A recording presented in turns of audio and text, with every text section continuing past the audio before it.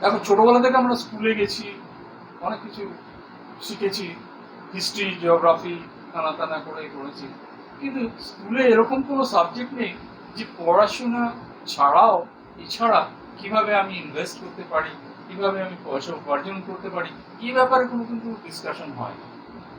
হ্যাঁ, সেটা একটু উঁচু ক্লাসে গেলে, 11-এ গেলে, যদি তুমি কমার্সের স্টুডেন্ট হও তাহলে তুমি সেটা কিছুটা পড়তে পারো।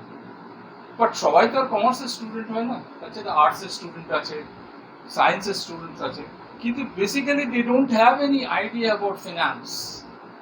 তার মানে ফিনান্সিয়ালি যদি ওই লাইনটা ধরি, সেদিক থেকে তাদের এডুকেশনটা হচ্ছে জিরো। এবার আমরা কি করি, আমাদের ভুল যেটা হয় সেটা হচ্ছে, এই লোকে বললো এটা করলে, ট্রেডিং করলে ভালো ইনকাম করা যায়, ব্যাস আমরা কিছু না জেনে, কিছু পড়াশোনা না করে, অ্যাটলিস্ট 1-2 বছরের এক্সপিরিয়েন্স দরকার এই লাইনে, তারপরে আমরা উই ক্যান স্টার্ট ইনকাম। সেই এক্সপিরিয়েন্সটা করবার মতো কারোর সময় নেই। ভাবছে বোধহয় ওখান থেকে মিলিয়ন টাকা ইনকাম করা যায়, এরকম করে বিভিন্ন রকম লোকে বিভিন্ন রকম আইডিয়া নিয়ে এই ট্রেডিং মার্কেটে নামে। তো ফলে হচ্ছে কি, তুমি যদি কিছু না জানো, when to buy, when to sell, then you will lose it. যেমন অনেক টাকা ইনকাম করা যায়, তেমন অনেক টাকা খোয়াও যায়, তাই না? অ্যানাদার প্রবলেম আমরা ডিসকাস করবো থেকে, মনে করো আমি 50,000 রুপিস ইনভেস্ট করলাম। এবার আমি কি করলাম, 50,000 রুপিস দিয়ে আমি ইনভেস্ট করতে চাই, একবারে আমি ইনভেস্ট করলাম। এবং স্টক মার্কেটে আমি কি করেছি জানি, যে আমাদের লেভারেজ পাওয়া যায়, সেই লেভারেজ থেকে আমরা অনেক কিছু ইনকাম করতে পারি। আরো আমার 50,000 যদি ওরা আমাকে 5 টাইমস আর লেভারেজ দেয়, তার মানে ইট উইল বি 2,50,000। তো তার উপর ট্রেড করছি, তো ডেফিনেটলি যেখানে আমি 100 টাকা ইনকাম করি, সেখানে 1000 টাকা ইনকাম করার একটা স্কোপ রয়ে গেছে। অপোজিট সাইডে যদি চিন্তা করি, যেখানে আমার 100 টাকার গাবানোর ব্যাপার থাকে, মানে লস হতে পারে, সেখানে 1000 টাকাও লস হতে পারে, তাই না? একটা অন্ধকে তুমি রাস্তা দেখাতে গেলে ইটস ভেরি ডিফিকাল্ট। যদি তুমি নিজেও যদি রাস্তা না চেনো বা এই করে, তাকে তুমি পথটা দেখাবে কি করে? ঠিক আছে? তো সেই হিসাবে আমাদের কিছু কিছু বেসিক জিনিস জানার দরকার আছে, অনেকেই জানে না। যেমন ধরো, বেসিক জিনিস হচ্ছে, হোয়াট ইজ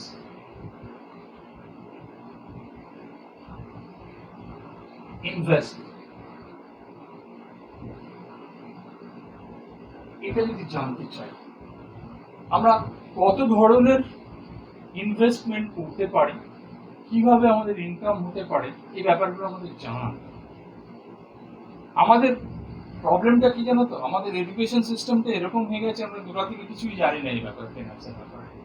যার ফলে একটা ইঞ্জিনিয়ারকে যদি জিজ্ঞেস করা হয়, তুই বলতে পারবি তুই এই তো টাকা পয়সা 25-50 হাজার টাকা করে স্যালারি পাচ্ছিস, এই টাকাটা কিভাবে তুই জমাচ্ছিস শুনবে, বলে হ্যাঁ আমার সেভিংস অ্যাকাউন্টে পড়ে আছে 50,000 টাকা, 1,00,000 টাকা পড়ে আছে।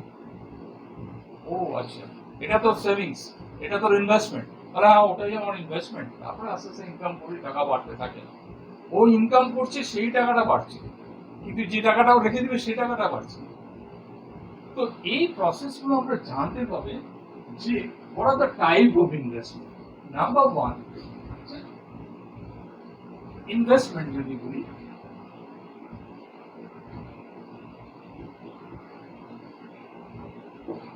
ইনভেস্টমেন্ট টাইপটাকে আমাদের জানতে হবে।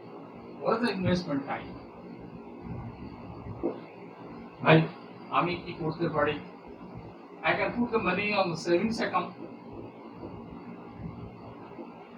সেভিংস অ্যাকাউন্টের মধ্যে রাখতে পারি, কত ইন্টারেস্ট পাবো সেভিংস অ্যাকাউন্টে, এরকম যদি পয়সা পড়ে থাকে, I will get 2 to 3%, not more than that, I think 2 to 3% yearly, not every month, yearly you will get 2 to 3%, ঠিক আছে? অনেকের অ্যাকাউন্টে আমি জানি লাখ লাখ টাকা পড়ে রয়েছে সেভিংস অ্যাকাউন্ট, তারা কিন্তু গেইন করতে পারছে না, পয়সাটা গেইন করছে ব্যাংক।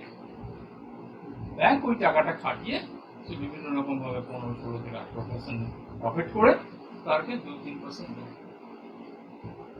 তো এই হচ্ছে সেভিংস অ্যাকাউন্ট। নাম্বার 2 প্রসেস হচ্ছে আমি ইনভেস্টমেন্ট ইন ব্যাংকিং সেক্টরে, এটা ব্যাংক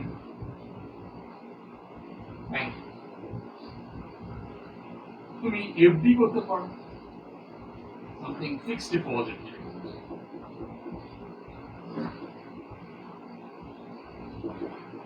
ফিক্সড ডিপোজিট করতে গেলে আমি দেখা যাবে আমি I will earn so 7 to 8% yearly, ঠিক আছে?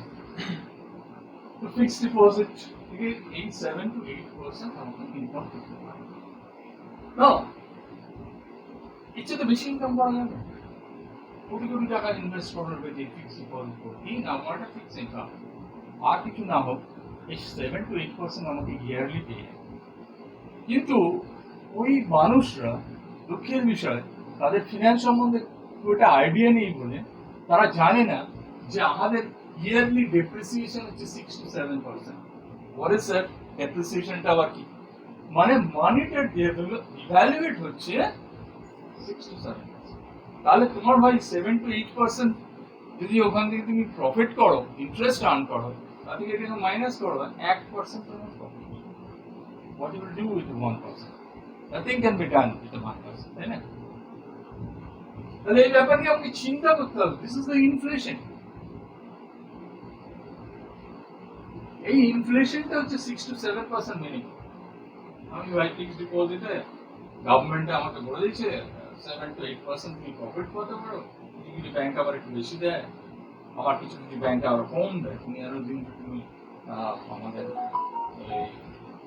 গভর্নমেন্ট সেক্টর যে ব্যাংকগুলো রয়েছে, ন্যাশনালাইজ ব্যাংকে, তাদের ইন্টারেস্ট আরো কম, 6 to 7% আরো কম। কারণ দেখো ওখানেই কিন্তু টাকার ডিপোজিশনটা বেশি, কারণ লোকে অনেক সিকিউরড বলে মনে করে। ভাই আমি ইন্টারেস্টটা না পাই ঠিক আছে, কিন্তু আমার টাকাটা যেন কোনো গোল্লায় না যায়। As you know, Reserve Bank of India কি বলেছে, তোমার অ্যাকাউন্টে তোমার ফিক্সড ডিপোজিট আছে ব্যাংক অ্যাকাউন্টে 50 lakhs রুপিস আছে, মনে করো ব্যাংকটা লাটে উঠে গেল, what you will do? Nothing. How much you will get? 5 lakhs rupees তোমার secure, that much of money you will get. Rest of the money it can go.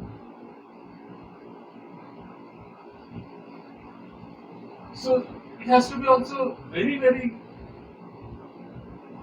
important information is that you should not keep your all money in one bank.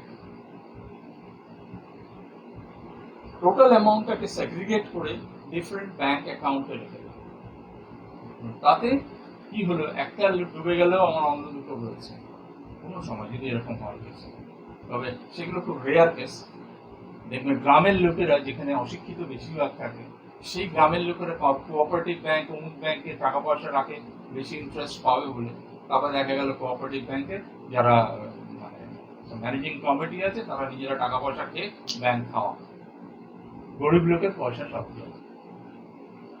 সেই জন্য ওখানের লোকেরা তো because এই finance ব্যাপারটা কোনো শিক্ষিত নয়, তারা ওইভাবেই টাকা পয়সাগুলো খুঁজে দেয়। Next another thing is that এছাড়াও কিছু বন্ড কিনে, এই বন্ড যেটা কিনা গভর্নমেন্ট বন্ড কিনেছে, গভর্নমেন্ট বন্ড এটা ফিক্সড ইনকাম, 100% সিকিউর, কোনো অসুবিধা নেই, তুমি 100% সিকিউর সে পয়সা তুমি পাবে, অসুবিধা কিছু হবে না। হ্যাঁ, সেই টাকাটা পেতে আর কোনো অসুবিধা নেই। সেক্ষেত্রে তোমাকে এই বন্ড দিতে পারবে। কিন্তু এই 7 to 8% প্রফিট করে আমি যে কি করবো I don't know. Depreciation is 6 to 7%. I'm losing money. তাহলে আমার এইগুলো একটা প্রবলেম। কিন্তু দেখা যাবে আমরা বাঙালিরা কি করছে, এইসব ব্যাপারটা একেবারে বেশি একটা মাথা ঘামাই। হ্যাঁ, ফিক্স ইনকাম একটা হয়ে গেছে, ঠিক আছে, স্যালারি পাচ্ছি, টাকা পয়সা জমছে অ্যাকাউন্টে, বাস ঠিক আছে, ওইটাতে বেশি কিছু দরকার নেই, এইরকম ভাব করেই। এবং ট্রেডিং ফেডিং বা ধরো এইসব শেয়ার মার্কেটের ব্যাপার যদি আমি কথা বলি, যে শেয়ার মার্কেটের ব্যাপারে, শেয়ার মার্কেটের কথা বললে ওরে বাবা ওখান তো গ্যামলিং হয়, অমুক হয় তমুক হয়। হ্যাঁ, তো ওখানে তো টাকা রাখলে টাকা পড়ে যায়, হ্যাঁ, কেউ কিন্তু জানে না যে টাকাটা উঠেও সেটাও কোনো আইডিয়া নেই। তো এই স্টক মার্কেট বা শেয়ার মার্কেটের ব্যাপারে আমাদের বাঙালি যারা আছে না, তারা একেবারেই অবগত নয়। বাবা মাকে জিজ্ঞেস করলে বাবা মা প্রথমে মানে ঘাবড়ে যাবে, বাবা ওই সব টাকা পয়সা ওখানে ইনভেস্ট করিস না, পয়সা ডুবে যাবে। ওনারা খালি ওটাই জানেন পয়সা ডুবে যাবে, বিকজ কেউ হয়তো বলেছে কিছু পণ্ডিত ব্যক্তি যে হয়তো টাকা ট্রেডিং করতে পারেনি কোনোদিন, পয়সা ইনকাম করতে পারেনি, সে বলেছে না না ওখানে পয়সা লাগিও না, পয়সা এইগুলোর মধ্যে মেন জিনিসটা হচ্ছে রিস্ক ম্যানেজমেন্টটা করা, যে ভাই আমি এতটা পর্যন্ত রিস্ক নিতে পারি। দেখো একটা জিনিস মনে করো, আমি যদি তোমাকে একটা কোয়েশ্চেন জিজ্ঞেস করি, তুমি একটা লটারিতে ওয়ান্স ইয়ার পেলে, what you will do? Tell me. What you will do? FD করব। হ্যাঁ, এখন আমার যা নলেজ সেই নলেজ এফডি করব, মানে বেশি okay, fixed deposit. Oh. How much? 7 to 8% maximum. ঠিক আছে, এছাড়া তো আর কিছু ইনভেস্টমেন্টের কথা জানো না, চেনো না, বুঝবে না, তাই না? আমাদের বাবা মারাও তাই, কিছু জানে না, কিছু জানে না। কিন্তু আবার অনেকে করে কি, এই ওয়ান্স ইয়ার পেলে বাবা আমি আগে একটা ফ্ল্যাট কিনে নিই, একটা ভালো গাড়ি কিনে নিই, হ্যাঁ, একটা হারিয়ার টারিয়ার গাড়ি টাড়ি হলে ভালো হয়, একটা গাড়ি কিনে মোটামুটি দেখা গেল 70% তার খরচা করে বসে আছে, আর 30%। কিন্তু অ্যাজ আ ফিনান্সিয়াল অ্যাডভাইসার যদি আমাকে কেউ জিজ্ঞেস করে what you will do with this,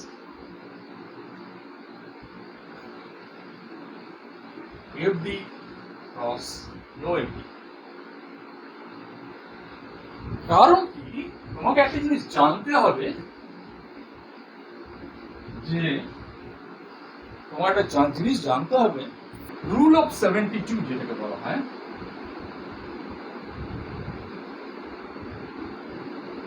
rule of 70।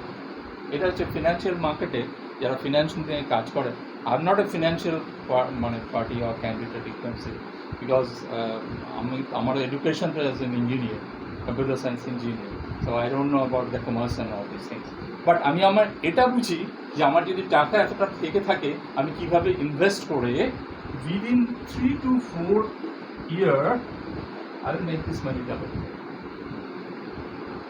প্রথমেই আমি এই ওয়ান্স ইয়ার যেহেতু আমি লটারিতে পেয়ে গেছি, সেটাকে খরচা করবো না, আমি চেষ্টা করবো 3 to 4 ইয়ারে ওই 1 কোটির জায়গায় 2 কোটিতে যাচ্ছে।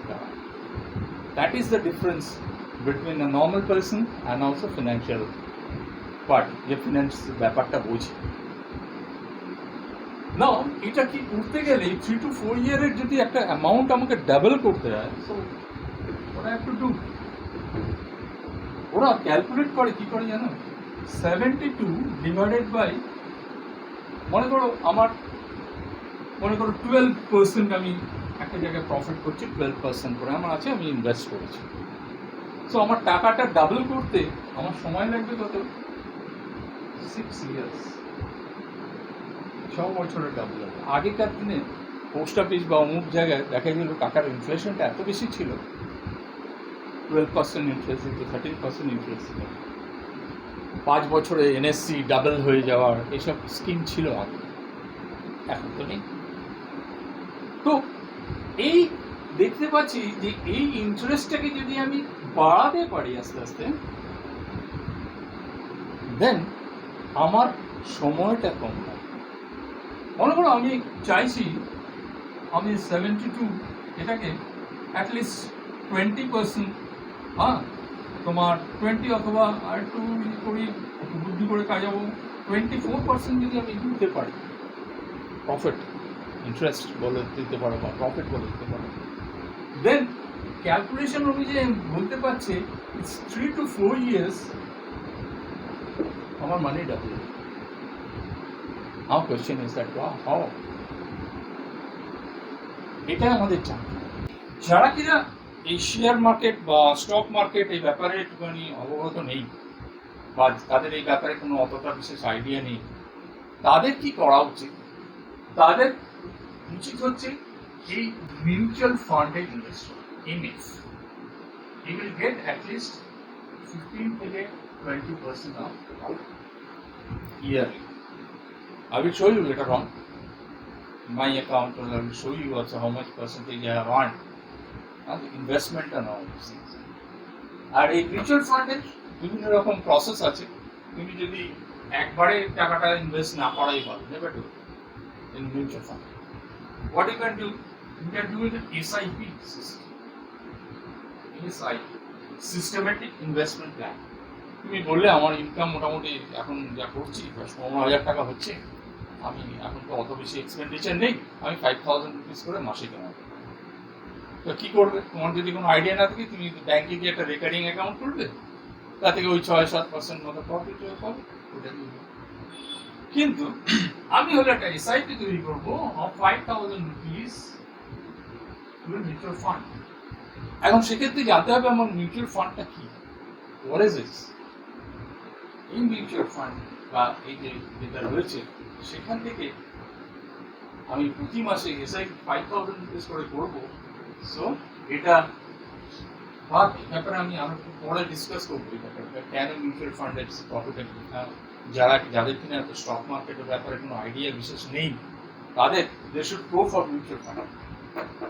ভালো মিউচুয়াল ফান্ড, ভালো মার্কেটে অনেক ফান্ড আছে যেগুলো ভালো, সেখানে সেটাকে চুজ করে তার বেঞ্চমার্ক দেখে সেখান থেকে তুমি সেটাতে minimum amount of 500 rupees can be also deposit করতে পারো এভরি মান্থ। অ্যাকাউন্ট ব্যাংকের সাথে লিঙ্ক করে দিলে 500 রুপিস মিনিমাম অ্যামাউন্ট হচ্ছে 500 রুপিস, এটা তুমি মান্থলি করতে পারো। এবং এটা যদি তোমার কন্টিনিউয়াস 10 বছর 15 বছর 15 ইয়ার 20 ইয়ার্স যদি করতে পারো, then দেখবে একটা at the end of the year, at the end of 10 years অবধি তখন দেখা গেল মিড লাইফ, আমাদের একটা মিড লাইফ আছে 40-45 বছর একটা মিড লাইফ এসে যায়, তখন I have lump sum money, I can do something more for the education of my child. হ্যাঁ, আমার হয়তো পড়াশোনা শিক্ষা থেকে ছেলে মেয়েকে বিদেশে পাঠাতে চাই, তার জন্য আমার চাই টাকা, সে টাকাগুলো তখন এইভাবে আসতে হবে। একদিনে তো তুমি পাবে না, বিকজ এই লটারিতে তুমি সবাই পায় না ওরকম ভাবে, হয়তো কেউ হয়তো পেলো একদিন, কিন্তু সেভাবে করলে তো হবে না। আমাদের যতক্ষণ ইয়াং আছি, যত তাড়াতাড়ি এই রেকারিংটা শুরু করা যায় তত তাড়াতাড়ি আমাদের ভালো, এবং সেটা খুব একটা 10-12 বছর 15 বছর ধরে যদি কন্টিনিউয়াস রাখা যায়, তাহলে দেখুন আমার একটা বিশাল ইনকাম। এই ব্যাপার নিয়েও আমি ডিসকাস করবো, মিউচুয়াল ফান্ড ব্যাপারটা নিয়ে কেন why it is so interesting. হ্যাঁ, তখন বলতে পারো যে শেয়ার মার্কেট তো কোনো সময় উঠছে, কোনো সময় নামছে, হ্যাঁ এরকম হচ্ছে, তখন যখন নেমে যাবে তখন তো দেখা যাবে ওটা অনেক কমে গেল, হ্যাঁ তখন কি হবে, এইসব নিয়ে অনেকে চিন্তা ভাবনা করে। Definitely I am not a financial adviser, I am not A SEBI registered financial advisor, because this is my disclaimer that I want to say. So এইটা হচ্ছে এই ব্যাংক বাদ দিয়ে এইটাতে যারা করছে তারা একটু গেইন করছে 15-20%। ঠিক আছে, এইটা হচ্ছে তুমি তোমার যদি স্টক মার্কেটের সম্বন্ধে অত আইডিয়াও না থাকে, মোটামুটি একটু ভাষাভাষী নলেজ আছে, তাহলে এটা বেটার হবে যে go for mutual fund, then it is better.